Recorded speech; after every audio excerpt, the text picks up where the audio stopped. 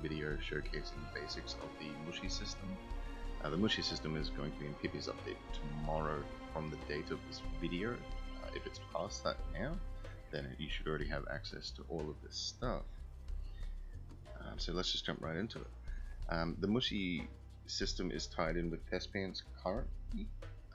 It may spread out to other things eventually, but for the time being, it's just used to create dialogue amongst other things for thespians. When you interact with a normal thespian, if you are logged in as an admin, you will have access to set them as a dialogue thespian, and you will also have access to launch the Mushi editor from their configuration. Here you can see the workspace, or where you can create your scripts. We have file, ID lookups, help, about. You'll also see here that there is an origin node.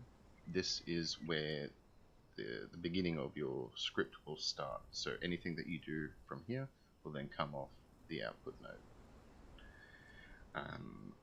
We have new, save, generate, /load mushi string. I won't go into that right now. Load template.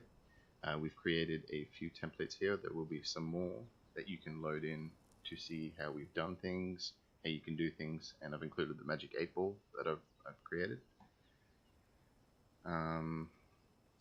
So yeah, there's different nodes. There's 7 actually.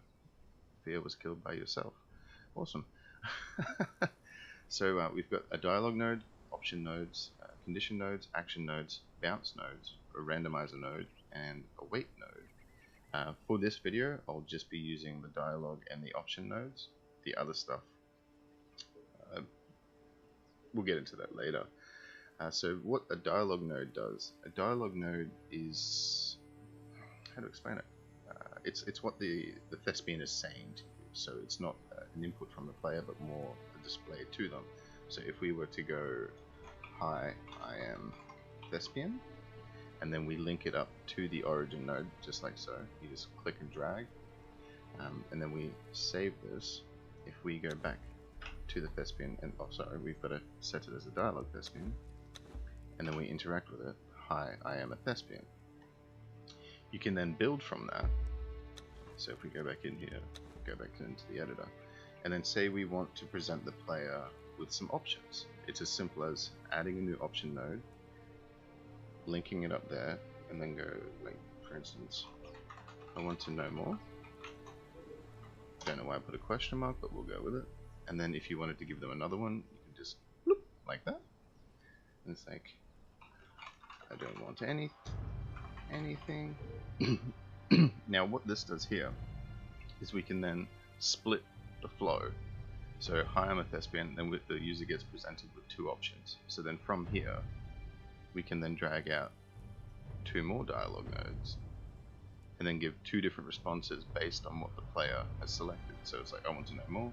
We can say, I don't know anything else. And it's like, oh, this is just an example, like you wouldn't do something like this. And then we can save it. Now, if you do make changes here as well, as like right down to even say moving a node like this, and we were to try to close, it will ask if you want to save before you close. Just click sure if you want to, if not, you don't have to. So then now, when we interact, we're presented with the 2 options, and if we click I want to know more, I don't know anything else. Now you'll notice here that there's no options. You know, it doesn't revert back because we haven't written in our script that we wish to go back to where we were in that script. So I'll just, for the sake of this, I'll just show you a method that you can use. So what you could do, I guess, if you really wanted to, you could put a bounce. We could land here with the land ID of 6. That's actually not going to work. Sorry. We've put it there. Like so. So then that will basically repopulate after this dialogue with the options to do so, and then it would just cycle through. And then we can add another bounce. Put that there. Actually, we can also link it up here.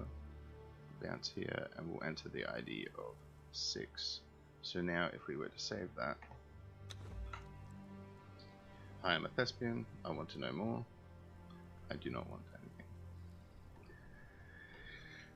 What else? Just trying to think. But that's generally the basics that, you know, to get you started. So like obviously you could put conditions in. Now there's different types of conditions. So like if a player has an item, if they are of a level, if they have a quest, have they completed a quest, has the funds, or has a recipe, and you know, so that you can go like, we see that stone, and then we can check if they've got 10 stone in their inventory, and then you could then, from an output like that, you could then have that if they do have 10 stone, you can present them with another option. So like give 10 stone, just for an example. So then if I actually have 10 stone on this player, let me have a look. I do. So give 10 stone, but then if I were to remove all the stone I have and then interact, that option isn't there. And yes, so that's just a basic, I wouldn't say intro, but like a showcase into the MushiSystem. It wasn't that advanced, but you can actually do some pretty cool stuff.